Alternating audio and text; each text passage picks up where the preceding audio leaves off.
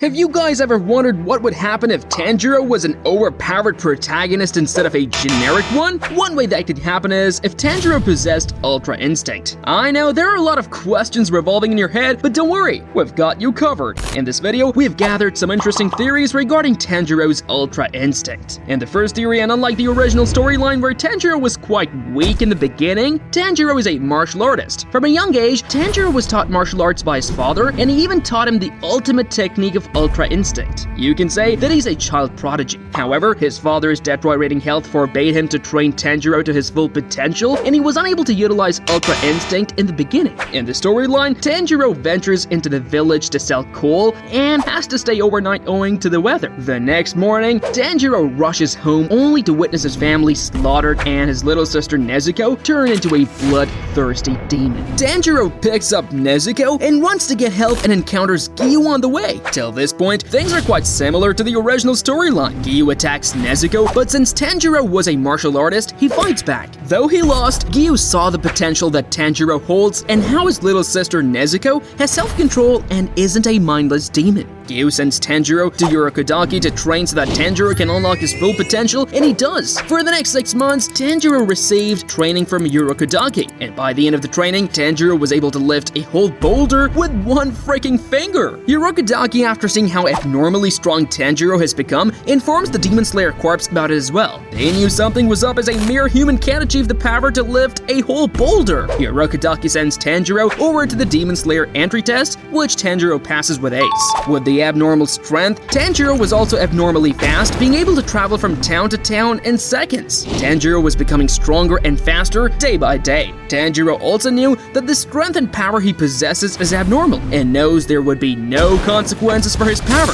Tanjiro, with the rest of the Demon Slayer Corps, attacks Muzan, and in a matter of minutes, Tanjiro had killed all the upper moons, demons, and even Muzan himself. Thus, humans were victorious at last. We all know Tanjiro is a good guy. But what if he's not?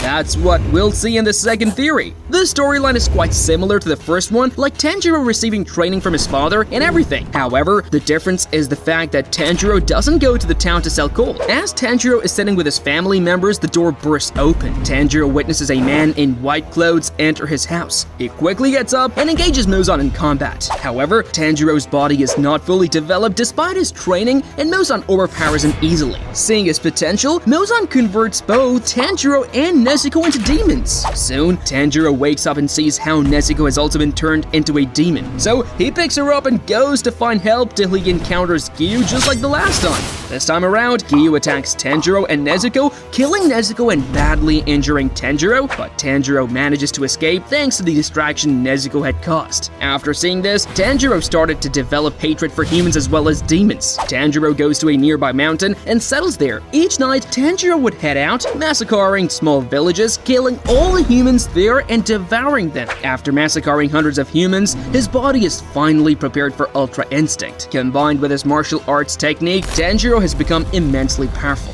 Thanks to all the massacres that Tanjiro did, he's become quite popular in those areas. Soon, Muzan hears about this mysterious demon and all his fates. He's also informed that Tanjiro is the same kid he fought years ago and turned him into a demon. Muzan at night heads out and witnesses the destruction Tanjiro has caused. Muzan realizes that something is wrong and decides to confront Tanjiro himself. He had become more powerful than Upper Moon 1 and was growing at an abnormal rate. And Muzan realized that if he didn't do anything, then Tanjiro would surpass him as well. Since Tanjiro had Muzan's blood, Muzan was able to get control of Tanjiro and take over his body. Muzan had now become the almighty demon lord and the strongest being in the universe after massacring the Demon Slayer Corps. He takes over the entire world. Despite all this, Tanjiro being the bad guy doesn't sit right with me. He's just too pure for that. Anyways, let's talk about the third theory, and in this one, things are crazy. Like the original storyline, Tanjiro heads out to the town to sell coal, and upon returning, he witnesses his family slaughtered and his little sister Nezuko turn into a demon. Tanjiro knocks Nezuko out and runs back to the village to get some help. As he's heading towards the village, Tanjiro encounters Giyu. Giyu asks Tanjiro to put down Nezuko or else Giyu will have to attack Tanjiro as well. Tanjiro declines and proceeds to attack Giyu. As Tanjiro had not awakened his full potential, Giyu knocks Tanjiro down and kills Nezuko in front of him. Tanjiro faints. demons. After a while, he wakes up to see Nezuko slaughtered. He was devastated as he lost his family to a demon and then lost his only sister to a demon slayer. This awakened something inside him and he started to develop hatred for both humans and demons. Tanjiro heads to the town to get himself healed up, backs up a few essentials, and heads to a mountain where he begins training. First, he constructs a small hut and starts training.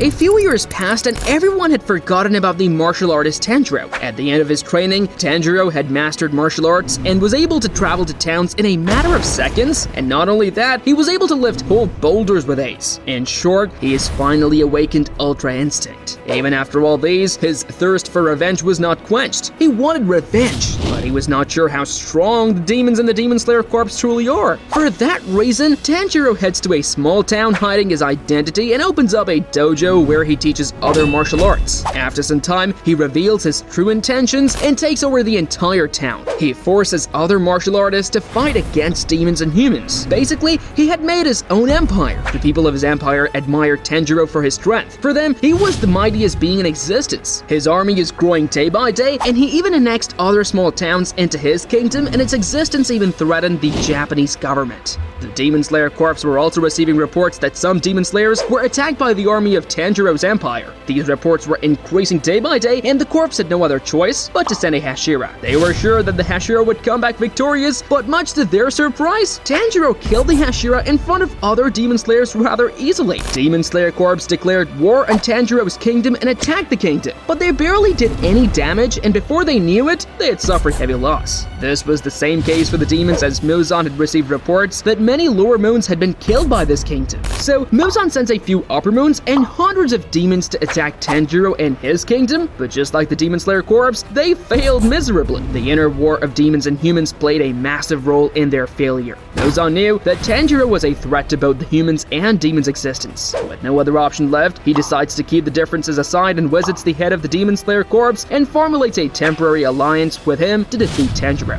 A few months later, the whole Demon Slayer Corps and all the demons ambushed Tanjiro's kingdom, and they managed to breach through the walls. They thought they might win and defeat Tanjiro, but they were wrong. Tanjiro sent out his special units, which consisted of troops who were insanely strong and were personally trained by Tanjiro. Muzan and the others barely managed to defeat them, and as they thought it was over, Tanjiro arrived at the spot. Muzan and the others barely managed to survive and made a quick plan where they would bait Tanjiro and use their life force to kill Tanjiro. This plan is put into action with Muzan as the bait. Tanjiro arrives where Muzan is with the others, ambushing him. Tanjiro had also sensed them and managed to deflect their attack rather easily. Muzan, however, had some other plans. He takes advantage of his ability to regenerate indefinitely and holds Tanjiro for a mere second. The others take advantage of this and finally manage to hold Tanjiro at a spot. Despite his strength, Tanjiro lacks the experience and proper training to get himself free. As they had planned, Muzan self-destructs himself, killing Tanjiro and the others in the process. With this, the reign of Tanjiro is finally over, and even Muzan is dead. That's all for this video. Click on this other interesting video to know more about Demon Slayer. Click it!